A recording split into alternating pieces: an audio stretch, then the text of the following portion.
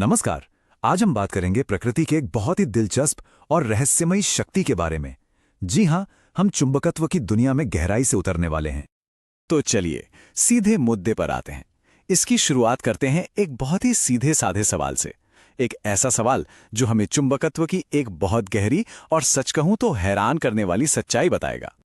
अच्छा, चुंबकत्व को हम सीधे अपनी आंखों से तो देख नहीं सकते हैं ना, लेकिन अगर लोहे के इस बुरादे पर नजर डालें तो ये जो खूबसूरत पैटर्न बन रहे हैं, ये उसी अदृश्य शक्ति के असर को दिखाते हैं। इसी को हम चुंबकीय क्षेत्र कहते हैं। ठीक है, तो इस बड़े रहस्य को सुलझाने के लिए सबसे पहले इसके कुछ बुनियादी नियमों को समझना बहुत जरूरी है। मतलब, खेल के नियम क्या हैं? देखिए, हम में से ज्यादातर लोग चुंबक के इन सरल सिद्धांतों से तो वाकिफ हैं ही कि भाई अलग अलग ध्रुव एक दूसरे को खींचते हैं, एक जैसे ध्रुव एक दूसरे को धकेलते हैं, और हाँ, एक कंपास की सुई हमेशा उत्तर की तरफ ही क्यों रुकती है। लेकिन असली मजा तो तब आता है जब इन नियमों को तोड़ने की कोशिश की जाती है। यहीं से चीजें दिलचस्प होना शुरू होती हैं। अब सोचिए जरा, अगर एक छड़ चुंबक को बीच से काट दिया जाए तो क्या होगा? लॉजिक तो यही कहता है ना कि उसका उत्तरी और दक्षिणी ध्रुव दोनों अलग अलग हो जाने चाहिए। पर असल में ऐसा होता नहीं है, और यहीं पर एक बहुत जरूरी बात सामने आती है। वो ये कि एक चुंबक के चाहे जितने भी टुकड़े कर दिए जाएं, हर नए टुकड़े का अपना अपना उत्तरी और दक्षिणी ध्रुव बन जाएगा। कमाल है ना? तो सबसे जरूरी बात जो समझने वाली है वो ये है कि ये बिजली के चार्ज की तरह नहीं है, जो प्लस या माइनस अकेले अकेले हो सकते हैं। नहीं, चुंबकीय ध्रुव हमेशा हमेशा जोड़े में ही मिलते हैं। इन्हें कभी भी अलग नहीं किया जा सकता। फिजिक्स की भाषा में इसे गॉस का नियम कहते हैं। अब यह सुनने में थोड़ा मुश्किल लग सकता है, पर इसका मतलब बहुत सीधा सा है। जितनी चुंबकीय क्षेत्र रेखाएं एक चुंबक से बाहर निकलती हैं, ठीक उतनी ही वापस अंदर भी आती हैं। मतलब वो हमेशा एक बंद घेरा, एक क्लोज्ड लूप बनाती हैं। तो फिर सवाल ये उठता है कि अगर ध्रुवों को अलग नहीं कर सकते तो इस चुंबकीय शक्ति का असली स्रोत, मतलब असली जड़ क्या है? चलिए इसी का पता लगाते हैं। अब जरा इन तस्वीरों पर गौर करते हैं। बाईं तरफ एक साधारण छड़ चुंबक है और दाईं तरफ एक तार की कुंडली जिसमें से बिजली गुजर रही है। इन दोनों के चुंबकीय क्षेत्र में एक अद्भुत समानता नजर आती है ना? और पता है, ये समानता सिर्फ दिखने में ही नहीं है। सबसे हैरानी की बात तो ये है कि इन दोनों को समझाने वाले जो गणितीय समीकरण हैं, वो भी लगभग एक जैसे हैं। इसका मतलब साफ है, बिजली और चुंबकत्व ये दोनों एक ही सिक्के के दो पहलू हैं, बहुत गहराई से जुड़े हुए हैं।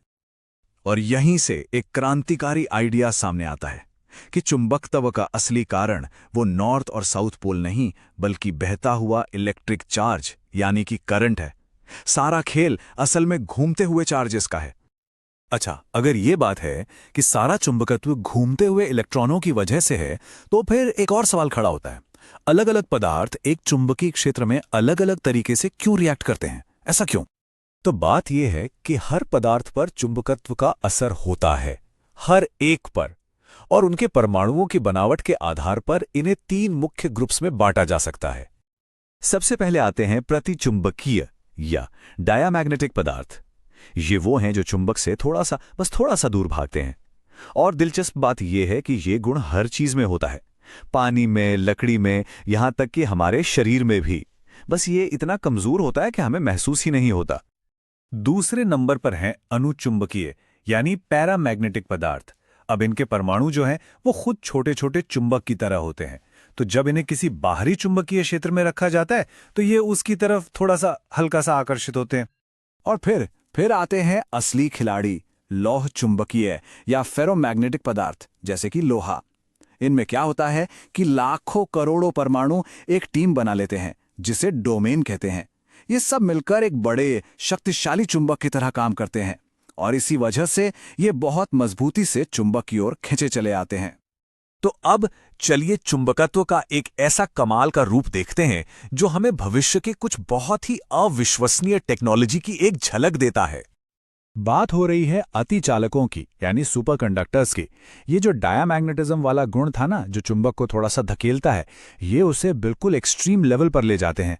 मतलब ये किसी भी चुंबकीय क्षेत्र को अपने अंदर से गुजरने ही नहीं देते, बिल्कुल भी नहीं।